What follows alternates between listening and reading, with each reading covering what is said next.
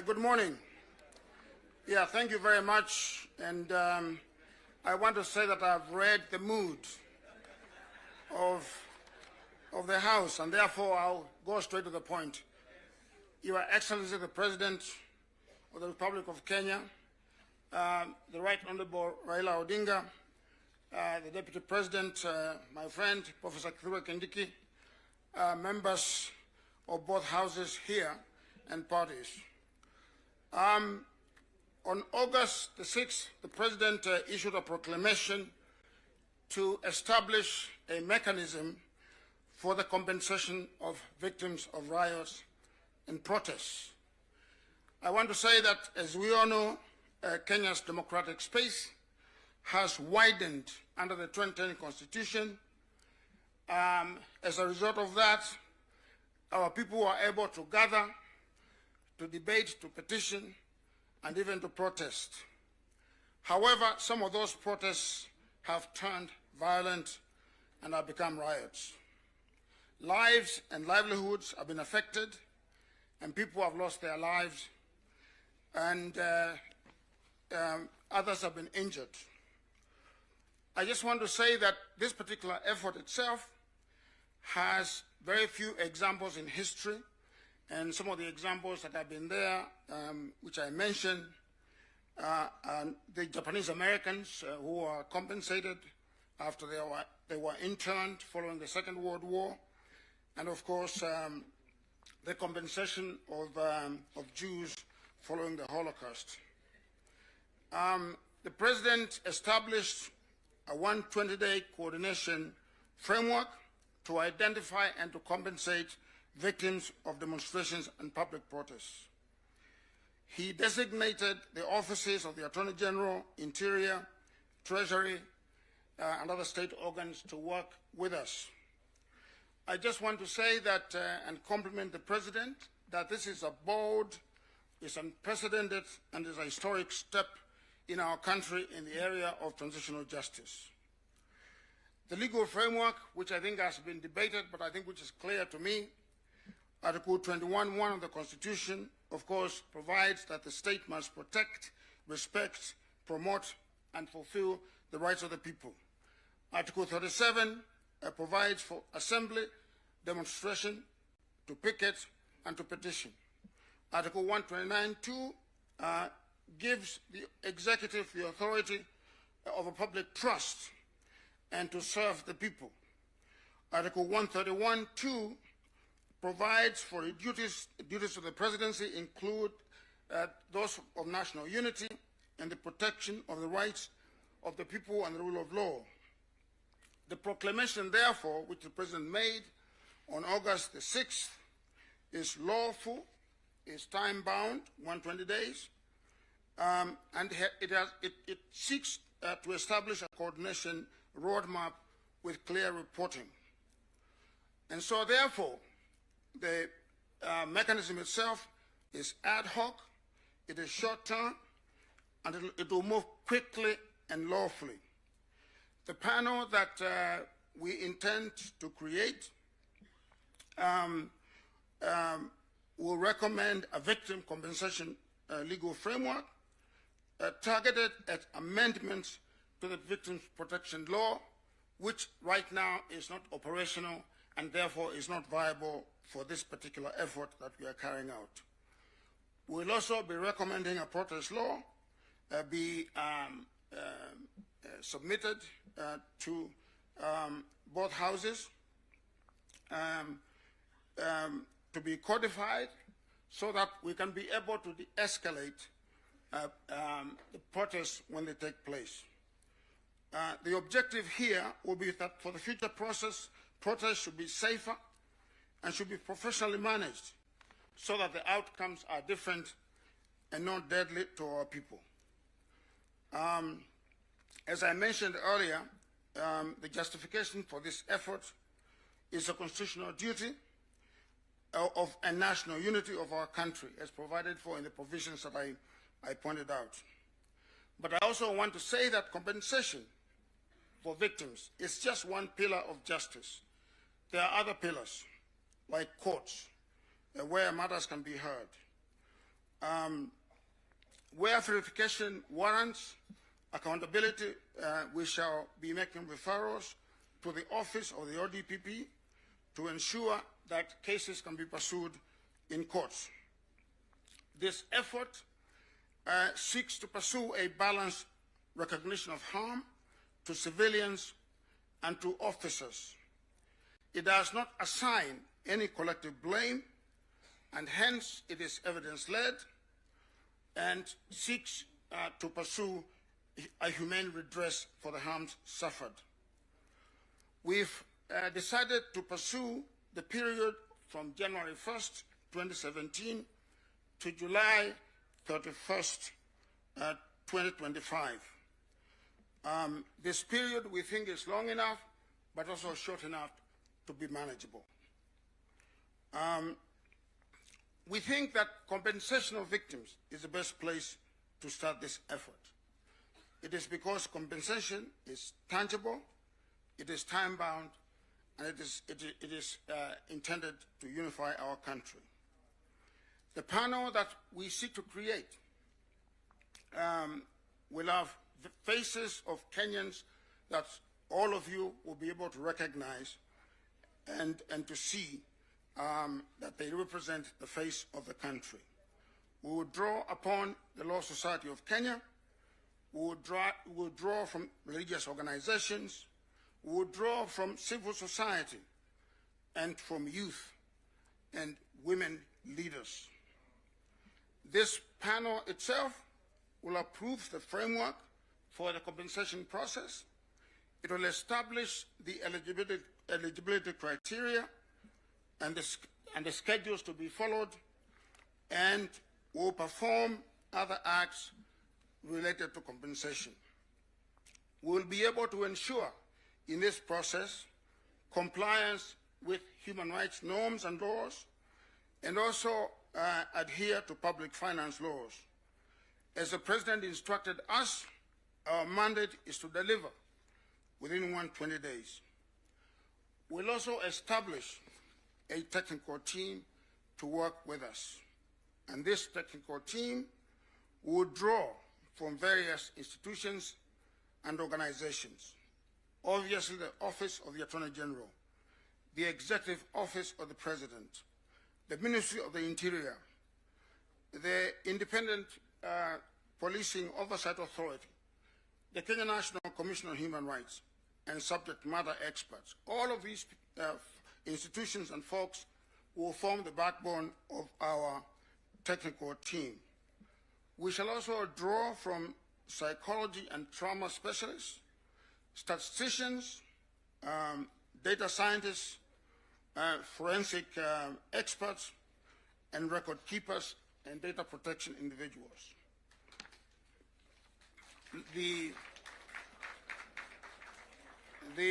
I suppose that is a warning.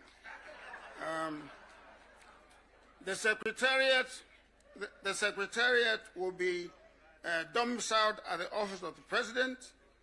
I just want to say that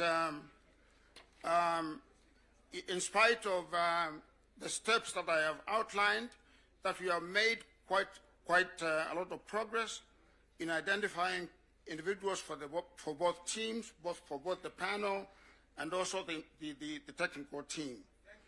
And I expect that we shall be announcing this panel by the end of this week. Thank you so much. And we want your support. And we want you to be our ambassadors throughout the country. Thank you very much. Thank you, Prof. Asante. A hand of applause for Prof and Daktari Agnesani. Professor? Prof.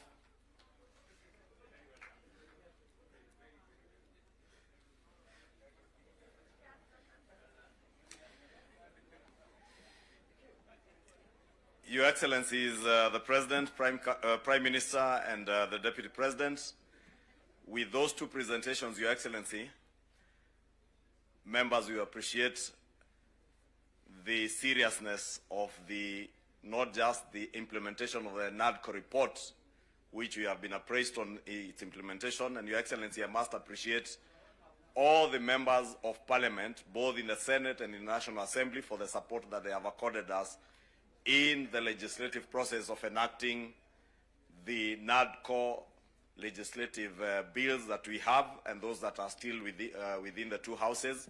We have committed that we will continue to endeavor to have them adopted and signed into law.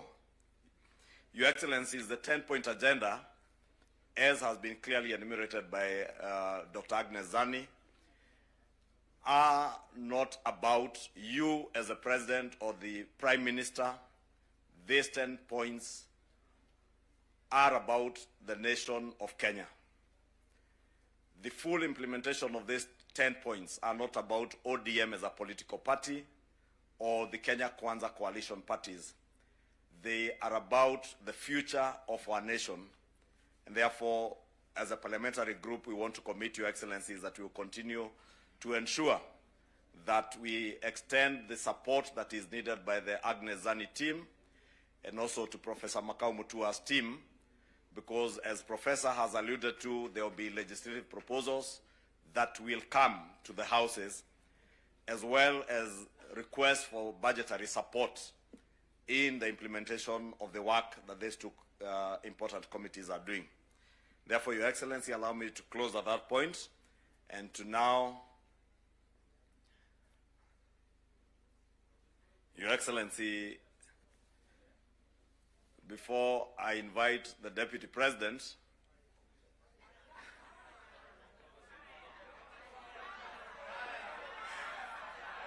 as I've gone through.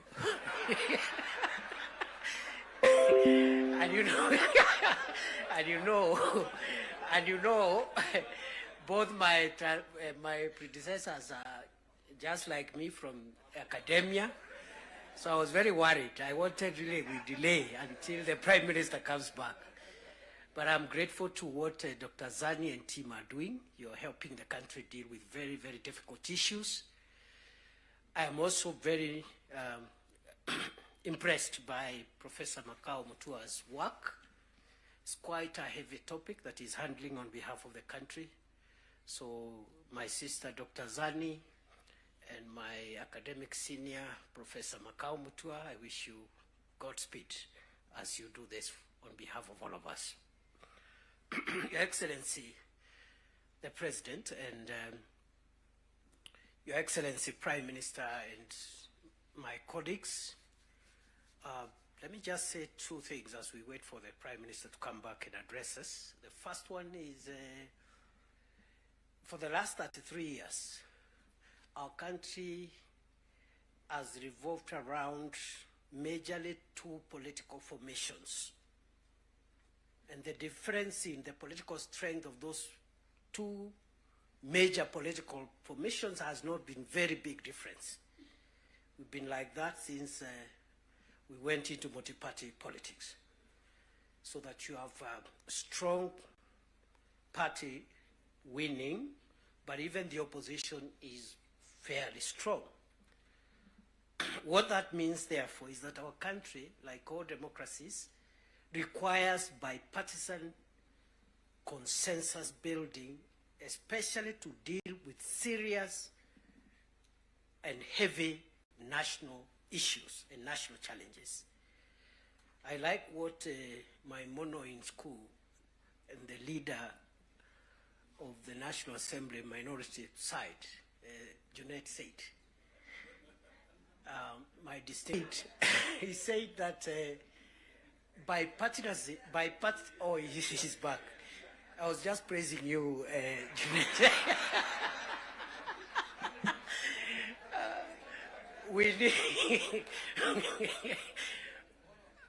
We need bipartisan efforts to heavily lift the serious national issues.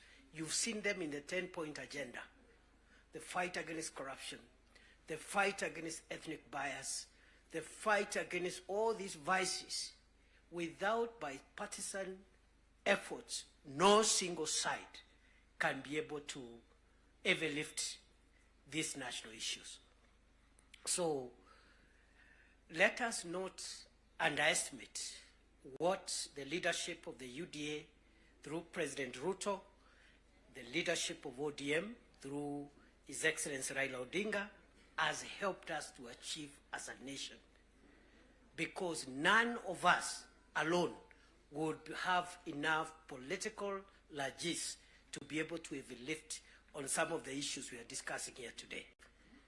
So we are in good space, and for that we must celebrate and acknowledge the visionary leadership of President William Ruto and the visionary leadership and statesmanship of our elder brother, the Honorable Raila Odinga.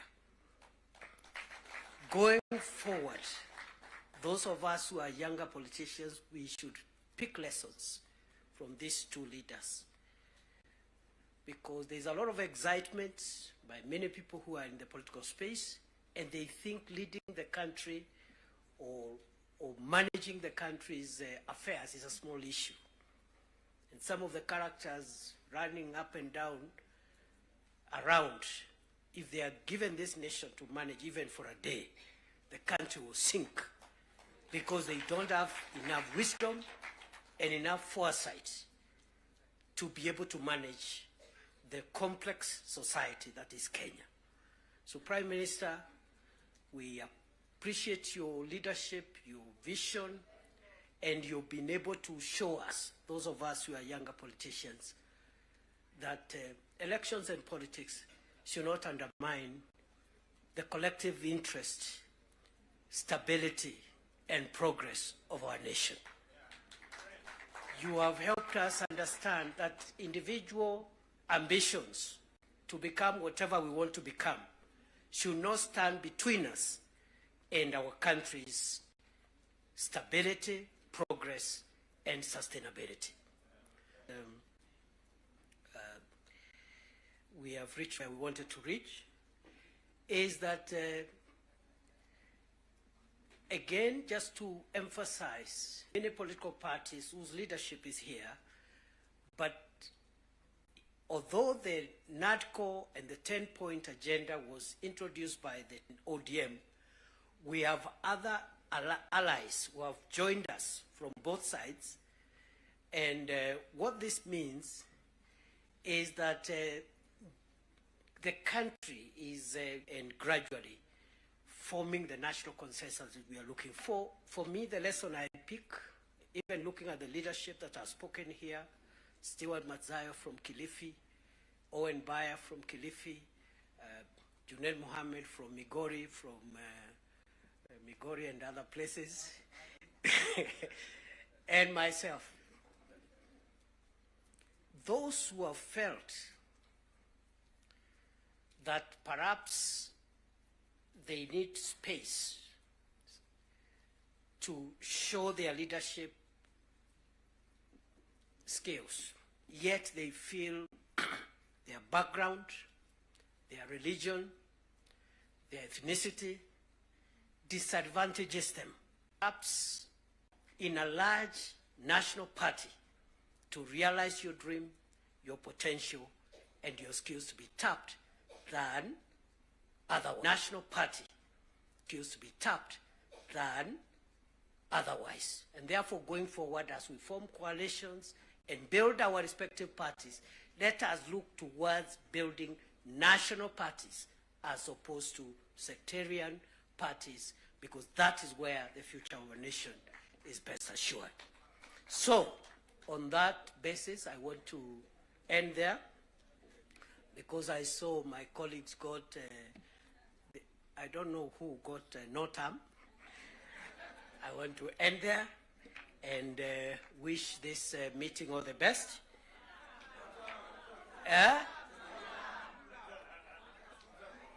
All right. Now, because our leaders are here, after the formal event is over, I'll remain behind, and then we'll also test a few slogans after that. With those many remarks, let me take this opportunity with a lot of requests. Our elder brother, our statesman, the leader of ODM, Your Excellency Raila Odinga, please come and address us.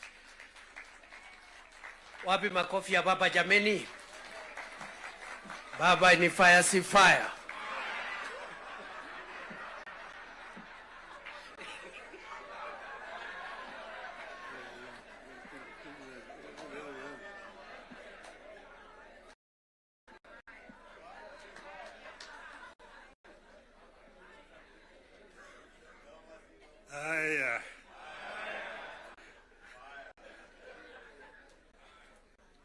Mr. President,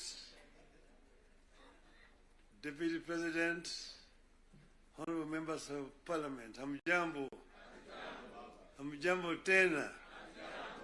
Hey, I think I see almost a full house. Senators and members of the National Assembly. Thank you very much. I'm very happy to be here this morning to see you. I want to say that I'm charged, but I'm not scared.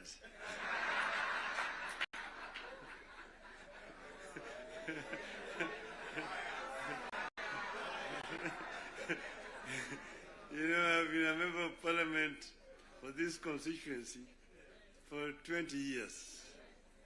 And I used to meet with members of Parliament. I was our Prime Minister. And every Wednesday was a Prime Minister's question time in Parliament. I used to be harassed a lot by members of Parliament. And that's why I'm not scared. But let me begin to say that none of us thought a day would come when protagonists just a year ago would get together to chart a joint way forward for this country. How did we find ourselves together, and why are we here today? One, in life of a nation, there comes a time when danger knocks on the door. It happened in the U.S. during the Civil War that threatened to dismember the USA as we know it today. There's a region today referred to as former Yugoslavia. Yugoslavia existed as a country between 1918 and 1992. Then it fell apart into several countries, including Croatia, Montenegro, Serbia, Slovenia, Bosnia, and Macedonia. The former president of Yugoslavia, the late General Josip Broz Tito, used to say jokingly that I am the glue that is holding this fragile nation called Yugoslavia together. And if I depart, it may disintegrate in several small nations. And true to his prophecy, that's Libya. Closer to home here next door is Somalia. In 1991, we were here when Siad Barre was forced to run out into exile where he died. Look at Somalia today. So there are several examples that exist around the world. As leaders, we are supposed to scan the horizon, spot the danger, and act to subvert that danger. In 2024, that last year, we understood that the dark clouds that were gathering over Kenya could have been exciting, but they could also mark the end of Kenya. We decided that it is better to have an imperfect country that is struggling to mend its ways than to have a collapsed one.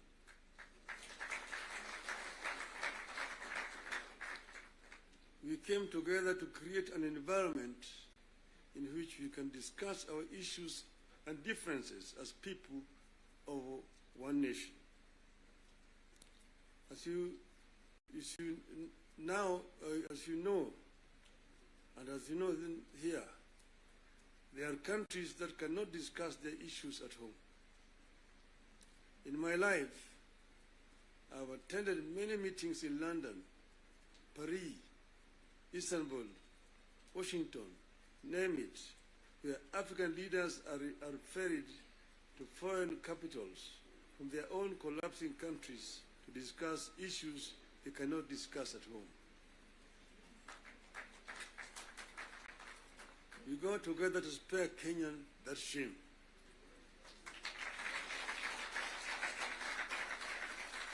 Our object was and remains one, as one U.S. Senator called it, our country, our whole country, and nothing but our country. Having stabilized the nation, how have we performed in the intervening periods? Better. How do we move forward in a way that respects the people of Kenya and that shows that we are alive? That is our object today. And that's why we are here today. We met and decided that we needed to have, for the first time, a joint parliamentary group meeting. We could now discuss with our members of parliament. It's over 2 months ago, I had an opportunity to discuss in this very same place here with the members of the executive.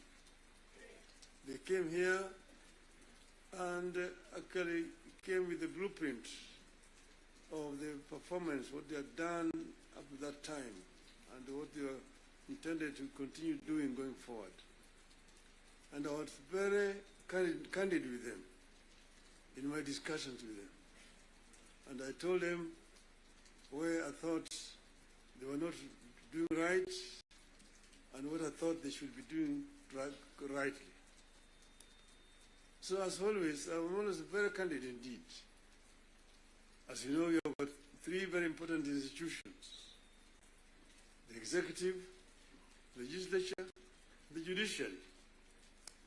And I'm hoping that in not very far away from today, I will have opportunity to talk to the judiciary as well.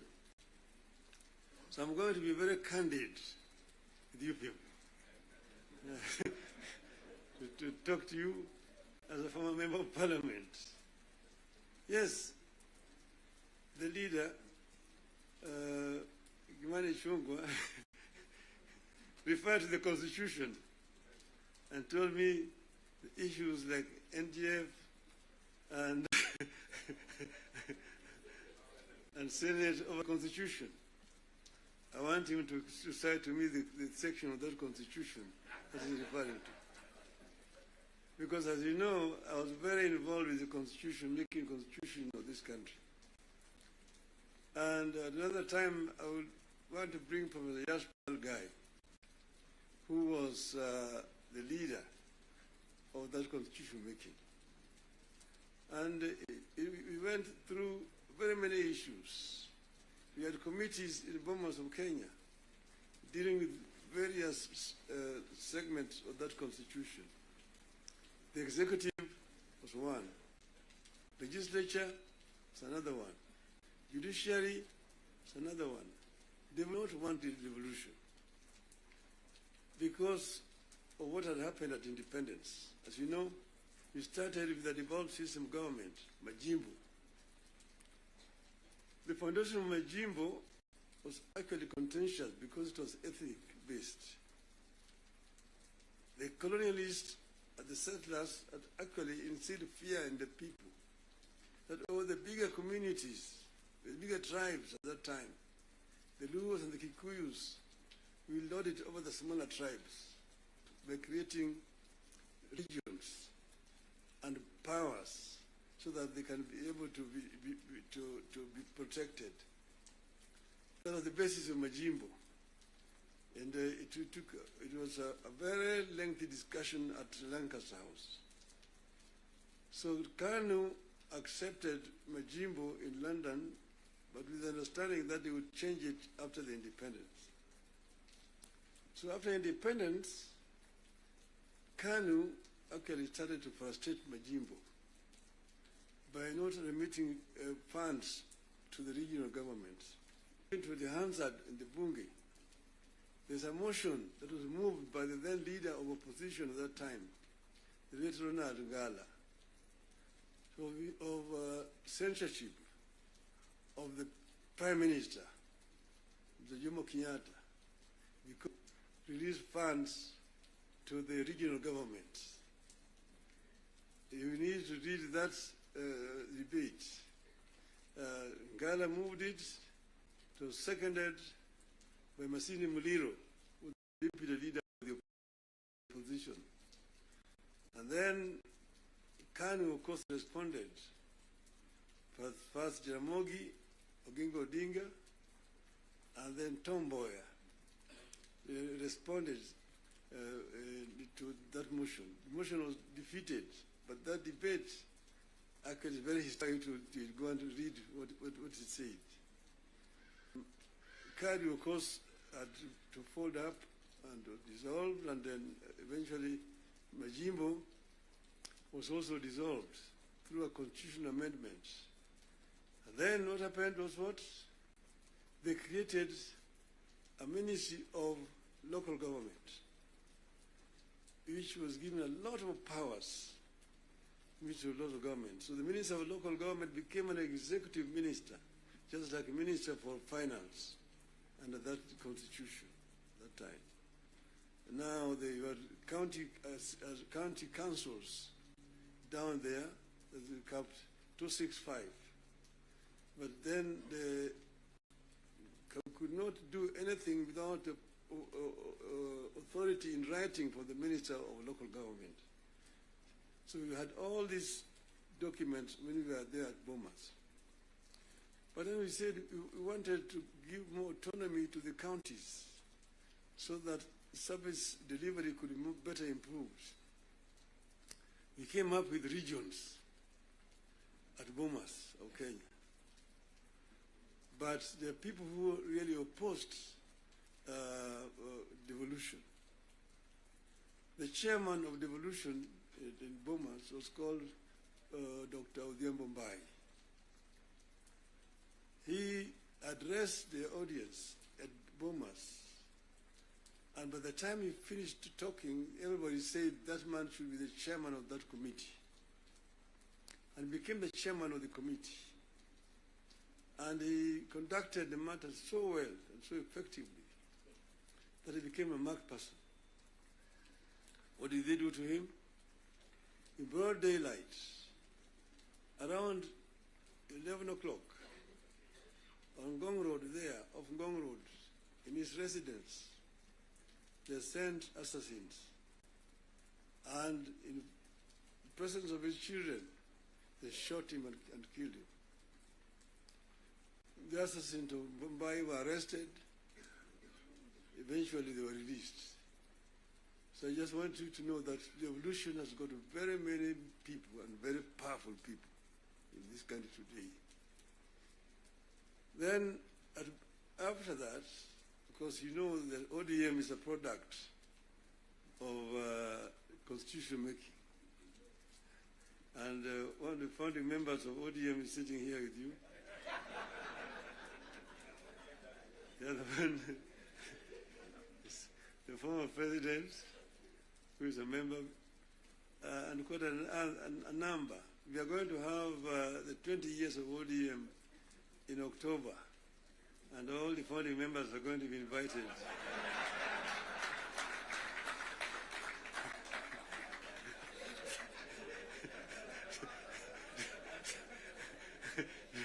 to come and attend. Now, you see, we said that we give clear, responsibilities.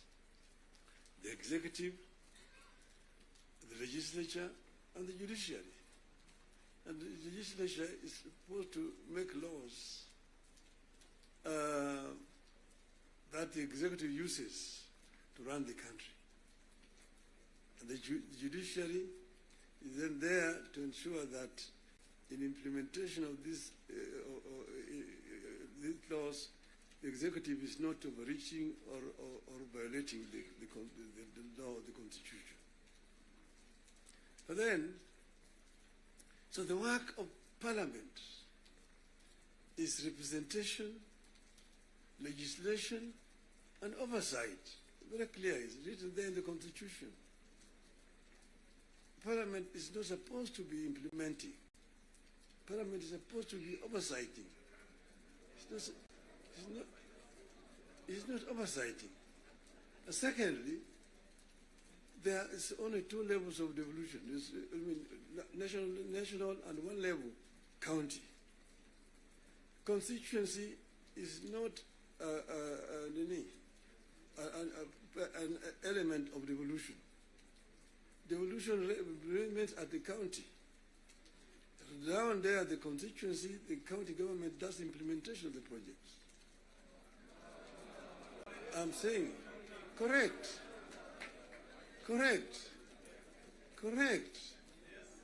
Down at the constituency, it's the county government.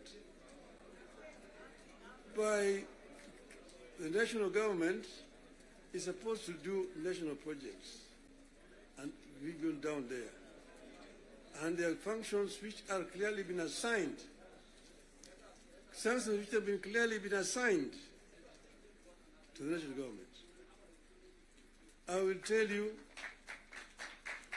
your legislatures, and a very famous English politician said that I may not agree with what you have to say, but I shall defend unto death your right to say it. So listen to me. Let me say it. And then you'll have a chance to come and respond. So I'm telling you, I know that sometimes the truth is very bitter. I was there, and we discussed with the Karue when he was moving around to bring the CDF. The CDF was brought because of circumstances that were prevailing at that time. In those days, with a centralized system of government, there was very little resources which are going down to the counties. And that's the reason why the Harambee became the major ways of mobilizing resources. Sometimes you find nearly 100 cards in your desk for Harambees here and there. Whenever the president moved around, you'll go around to counties, to the districts. And then we'll be addressing people. People will come up to tell them their problems. Mtukufu Rais, hapa kwetu barabara ni mbaya sana, haipitiki. Mvua ikinyesha kuna matope, barabara haipitiki. Mtukufu Rais, hapa kwetu shule yetu hapa, juzi mvua ilinyesha na upepo kaja katoa paa, watoto sasa wanasoma chini ya mti hapa. Mtukufu Rais, hapa kwetu hakuna maji. Mtukufu Rais, hatuna stima na kadhalika. When it's time to respond, to say, nyinyi mnasema barabara ni mbaya, mnasema hospitali hakuna dawa, mnasema upepo imechukua paa ya nyumba. Mjumbe wenu anafanya nini? Yeye anapiga tu kelele kule kwa bunge, anapiga tu kelele kwa bunge, hajali mambo ya maendeleo kwake. Kwa hiyo mimi nitatumia mtu kuja kufanya harambee, lakini leo mimi nitatoa pesa ya kujenga hiyo shule, kujenga hiyo nyumba, nitatoa pesa na kadhalika. That was the end of it. So the MP was the one who was being blamed for the failure of the national government to do certain things in their constituency. And that's the reason why we came up with the idea of CDF. That was that time. Exactly that was that time. But then the constituency is now falls under the devolved government, which is being led by the governors. So constituency is not a devolved unit. And members of parliament themselves should not be involved in development, because they're supposed to be oversighting. They're supposed to be oversighting. If you have yourself being involved in construction of roads, building of schools, hospitals, who is going to oversight you? who's oversighting you? So, Mr. President, I hold on. Majority Leader, you talked of, you didn't talk of extortion, you talked of lobbying. Lobbying is okay. In the US, you've got lobby firms which have formed to lobby the members of the Congress. They come to lobby, they're known, they're officially registered as lobbyists. They come to lobby the members of parliament. But lobbying is a different thing from extortion. From extortion. That you have a member, every committee has got a member who is how do you call him? welfare bungi, is giving a very, very image of parliament, that members of parliament should not be soliciting funds from because you see, listen to me, you know, the environment that we are creating here in this country is very, very hostile to investments. Foreign investors who come to the country bring their resources in the country to invest it here. And when they bring their resources, when they find there's too much bureaucracy and there's too much extortion, they run away. Private capital is risk shy. And when, for example, somebody has come with his resources to start a project, and then you find somebody beginning to make noise that, oh, this project has not been approved. This project has not been approved. Or this project is being corruptly implemented. They run away. And delaying of the projects. And you find a situation where members of parliament inviting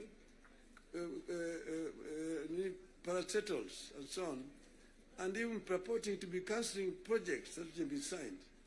That is the work of the executive, not the work of the legislature. So legislature should not be competing with the executive in terms of implementation of projects. Allow the executive to implement and just correct them when they go wrong. That's the country will develop. Create a healthy environment for implementation of projects in the country. Then this country will develop. I know I'm being too honest with you people. And I know that the facts, the truth sometimes is so painful, but I think it is important to say this to honorable members of parliament. Thank you very much. May I now invite my brother to come and address you people.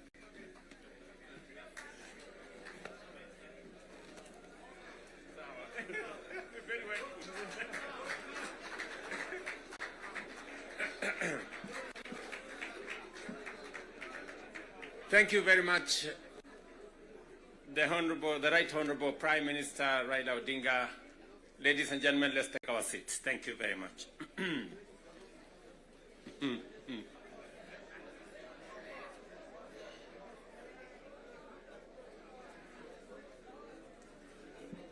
Now, honorable members, let me join the Right Honorable Raila Odinga and all the leaders who have spoken before me.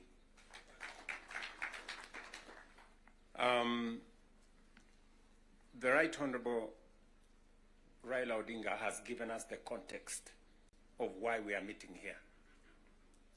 I really would want to add not so much, because he has ably contextualized why we are meeting here today.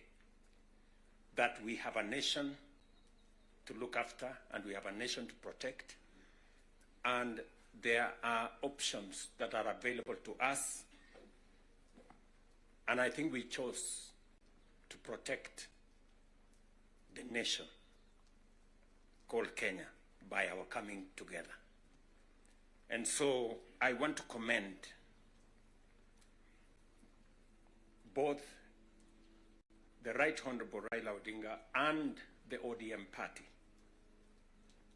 my former party, for standing up to be counted when the country needed leaders to stand up for Kenya. It may have been easy to do the opposite. It may have been popular to do the opposite. I know many people have vilified the Honorable Raila Odinga and the ODM party for the decision to do so. And let me say the following as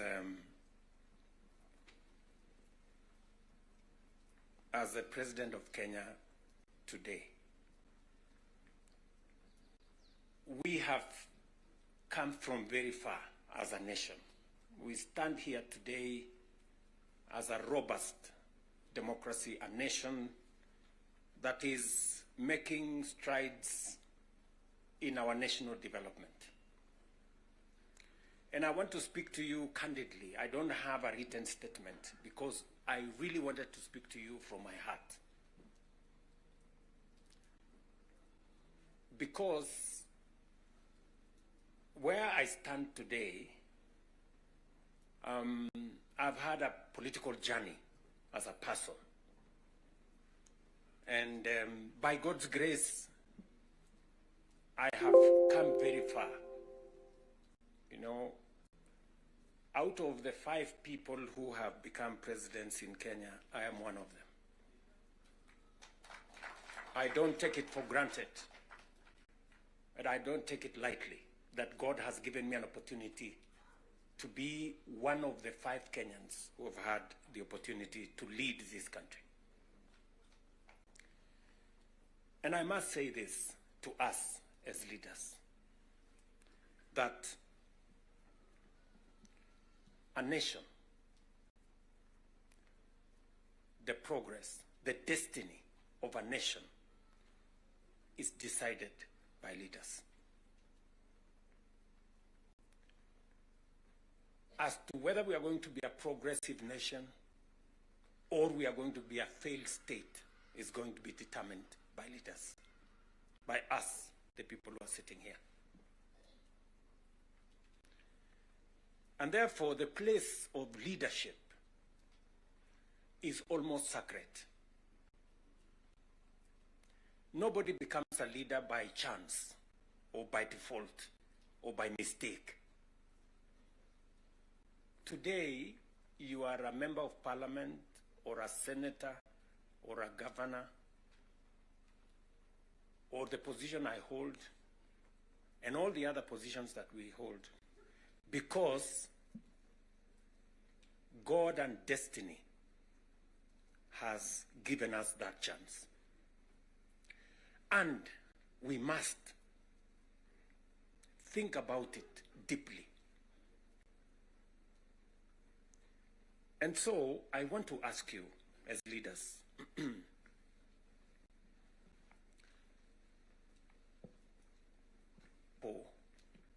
and Kenya were the same countries 60 years ago. We play in different leagues. They have managed to progress to the first world. We are still where we are.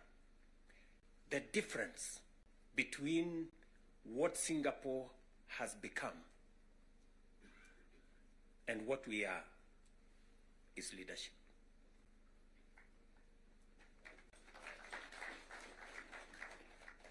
And that is the place, ladies and gentlemen, we occupy today. So that you understand the importance, the sacred position you hold as a leader. Sometimes people want to ask, how do people who live in different houses, they have their own lives to pursue, but they wake up one morning on an election day and they go one after the other to 10,000, to 20,000, to 50,000 and elect you. You are not special. But it is a moment that God has given us as leaders. And therefore, we must do whatever we are doing, knowing very well that we have a heavy, almost sacred responsibility to the people we lead and to the nation of Kenya.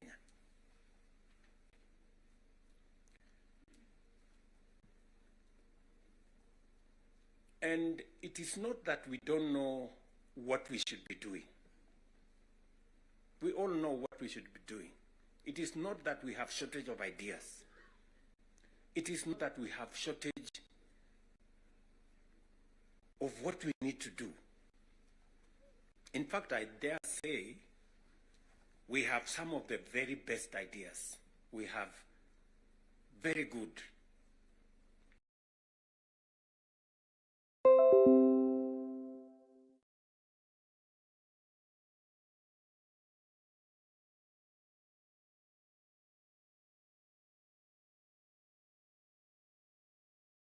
Now let me ask you, friends.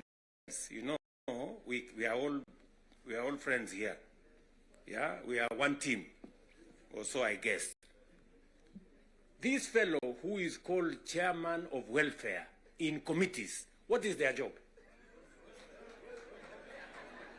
What is their job? Extortion, that's it. And that is what Prime Minister is saying. What is Sokohuru? What is Sokohuru? Tell you people, you know Sokohuru?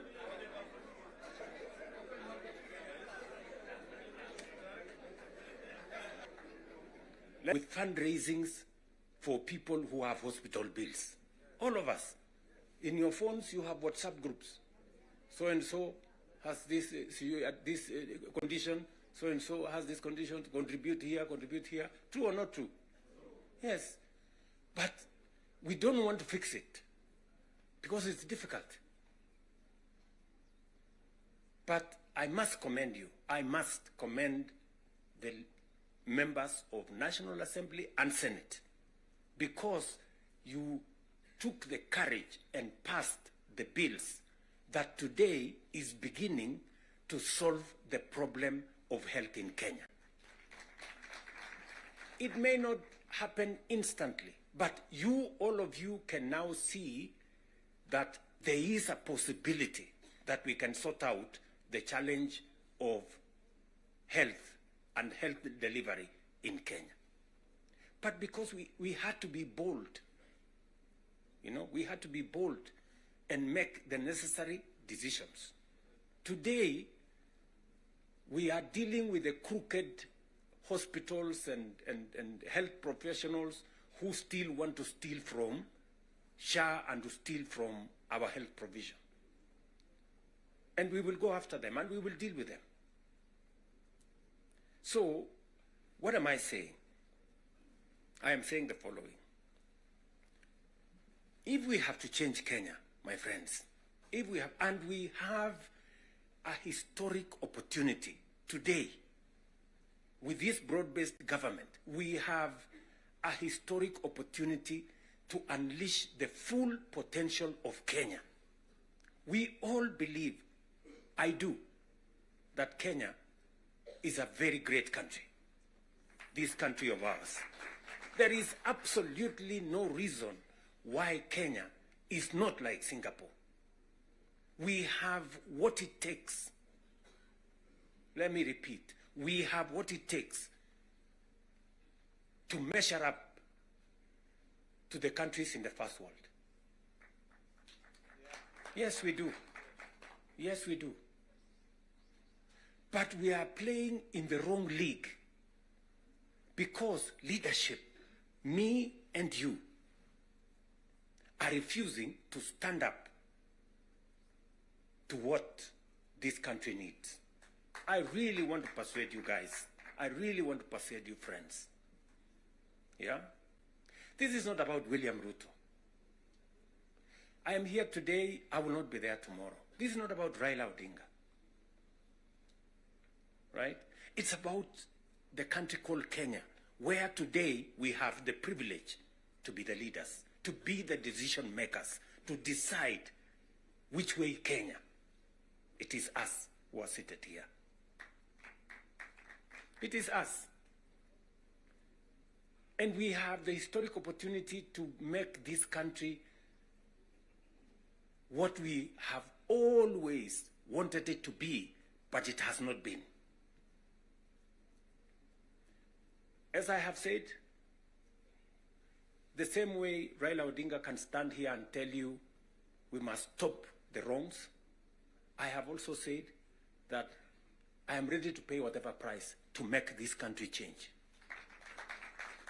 Yes, we must change this nation, and we can do it.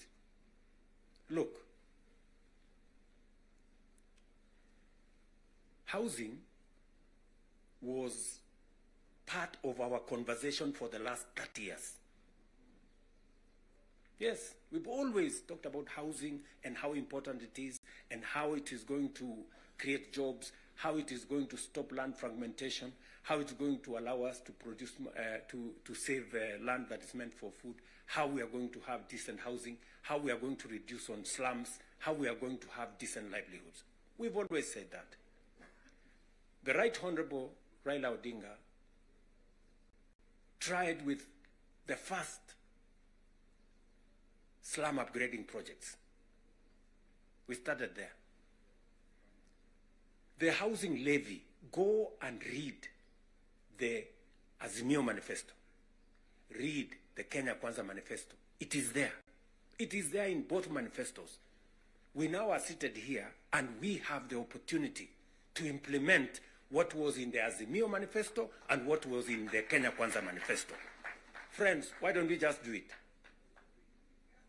Why don't we just do it? We will do it? Yes. Let us just hold it out and look. You can see for yourselves how transformational it is. Today, using the housing levy, we are not only doing housing, we are doing markets, we are doing hostels. And I promise you, what you see in Mukuru, what you see in Kisumu, because I have been there with Baba here, what you see in Eldoret, what you see in Nakuru, what you see in Kiambu here, what you see in almost every part of Kenya, is just housing implemented for 2 years. And you can already see the kind of impact it is having, the number of jobs it is creating, the way it is bringing change in our towns and cities. Friends, if we were to do this for 10 years, if we were to do this for 20 years, and this is a project that has been delayed, we are supposed to have done this 30 years ago. Tell me, if housing was implemented 30 years ago, how Kenya would be looking today. We wouldn't be different from Singapore. We may have started late, but we now have a chance to do it. I want to ask you, I want to request you for us to come together. And we are not coming together so that any one of us can get anything. We are coming together so that we can transform this country. And it is possible in our lifetime to change Kenya. In our lifetime. We now have maybe 350,000 young people working in that space. We could double that to 700 in the next 2-3 months. We could scale up that to 1 million by next year. And we can energize the transformation of our country. That is why we are sitting here. That is why Baba and I have called this PG. Baba has told you we are here for Kenya. I am buttressing what we are saying, what he is saying, by telling you what we can achieve together. what we can do in our agricultural transformation. If it was not for the broad-based, for example, we wouldn't have had the kind of change that is required in our sugar sector. And I want to tell you, watch this space. In just 2 or maximum 3 years, Kenya will be a net exporter of sugar. Just 2 or 3 years. This country, which perennially we have been looking for safeguards from COMESA. Every year, we are looking for safeguards from COMESA. We are spending public money to go and pay for sugar, to go and pay for farmers, to go and pay for workers who don't work for government, just because we couldn't bite the bullet and tell the crooks there to get out. Now we have told them to leave. And I want to promise you, I want you to hold me to it. We are going to change the sugar sector. We are going to change the coffee sector. You have already seen what is going on in coffee. There is still a little bit of pushback, but we will deal with it. And on and on and on, and we can transform our whole agricultural sector. Just the little interventions that we have done standing together. You people in Parliament making sure that we are subsidizing production. And I must commend, Parliament has always provided money for us to support the production of the country, either through fertilizer or seeds or other interventions when we have brought it to Parliament. So you're part of the making of the history of our nation. Just imagine we have reduced the imports of maize, for example, by 70%. Reduced the imports of sugar by 70%. And we can make that progress if we are focused on where we want to go. And that is the reason why we have to make the decisions that we have made work.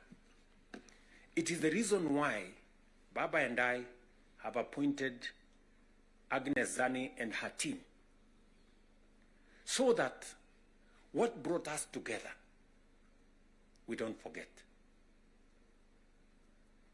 The 10-point agenda that we have signed buttresses what is actually in our manifestos. The NADCO report, we all know what it is supposed to achieve. And if we stand together, we can achieve all the legislation that is recommended by the NADCO report. Parliament has what it takes, to do this. For Kenya, we can do it. And I want to persuade this PG to work with us and for all of us to be committed to this exercise. Protecting devolution. There is need for us as a nation to distinguish between governance and devolution. The people. It is not about the governor. And we can deal with the governor without, if there is need to. But what is sacrosanct, what is constitutional, is that we must get local people developmentally possible. I agree with the Right Honorable Raila Odinga, because I was in Parliament when NGCDF was passed. And the principle was right, because there wasn't any meaningful resources getting to the grassroots. And the big push for devolution in the constitution-making process, was 3 principles. Making sure that resources get to the grassroots.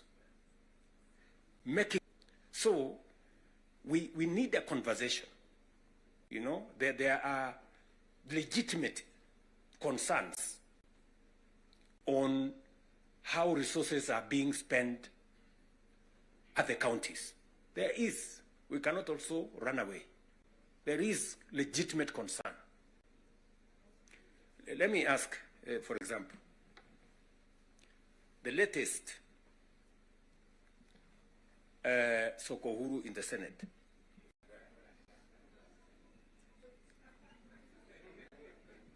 Because you have to accept, by virtue of the position I hold today, I am a consumer of raw intelligence. I know what's going on. Where does somebody find 150 million? Where? Huh?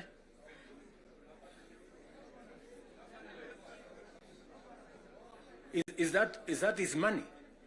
That is money that belongs to the county. Is that correct or not correct? Yes. Let me ask you, members of parliament who are seated here. Do you, for example, know, do you, for example, know that a few members of your committee collected 10 million shillings so that you could pass that law on anti-money laundering? Did you get the money? No.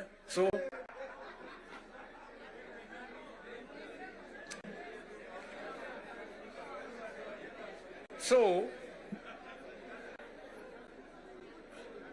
going forward, si tunataka tukubaliane, si we are one team.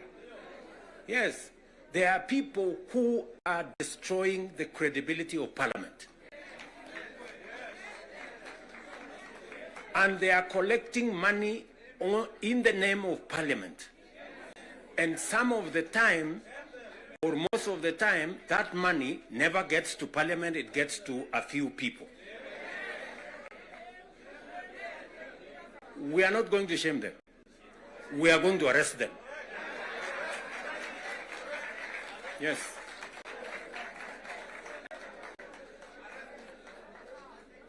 Do we agree? Do we agree? Yes, whoever is giving and whoever is being given and whoever is doing whatever it is, we sort them out. Because the reality, friends, the reality is that there is a problem. And we all know here, tukitaka tukusema ukweli, there is a problem. And unless we sort it out, we are going to destroy our nation. We are going to destroy this nation unless we sort it out. And we must be as candid to ourselves here as we are candid in implementing what is transformational for Kenya. Tunaelewana? Now, let me say this. We must make sure that we get resources to the grassroots. But we also must make sure that the resources that get to the grassroots is used for the people, not other ways. And so we must do for the national government as well. In our 10-point agenda, we have discussed about the young people of our nation and how we need to protect their livelihoods. I want to ask the leadership seated here today, members, I want to persuade you. We have a robust program. We have, I think, close to 8 or 9 different programs targeting our young people and how we can meaningfully engage them in employment and other interventions that benefit the young people of our nation. I will say this.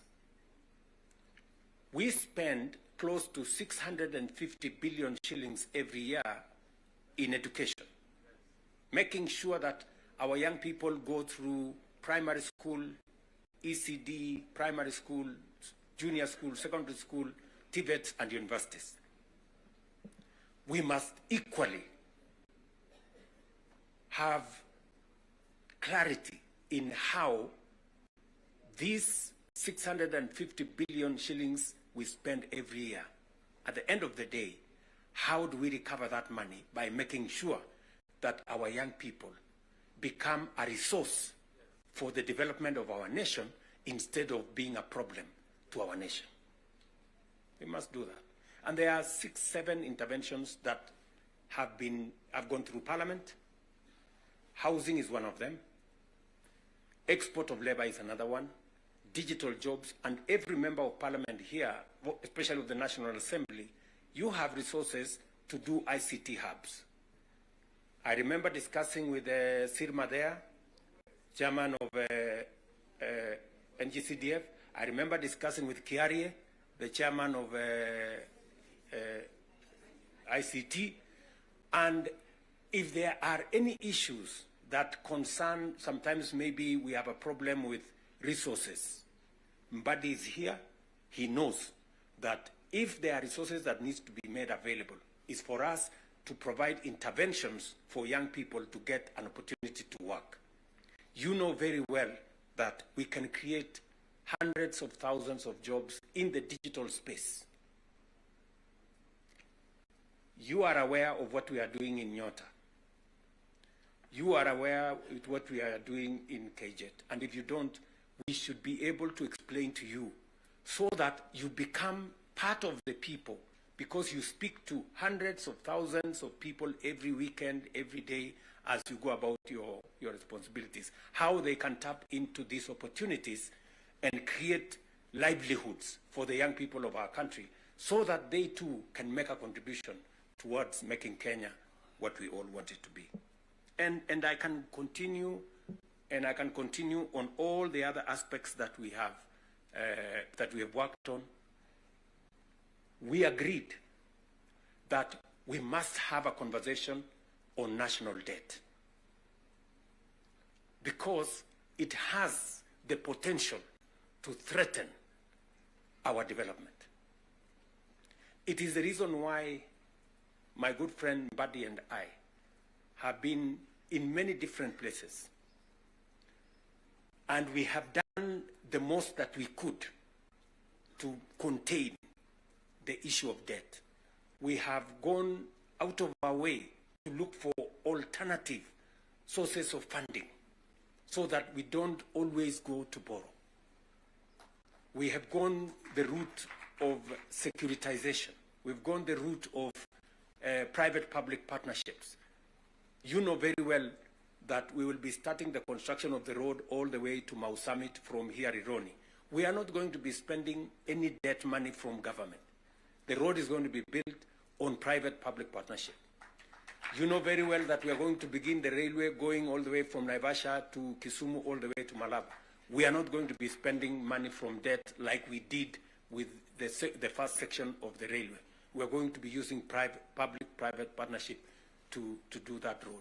And many others that we have, we are thinking outside the box so that we can craft alternative mechanisms of delivering on public infrastructure or public goods without necessarily endangering the country with national debt. So we are working at it. It is part of the recommendation of the 10-point agenda that we must deal with. And we are seized with that matter. We will be giving, Mbadi and company will be giving a report to Zani's committee on what practical steps are we making to respond to the issues in the 10-point agenda. What are we doing about the young people?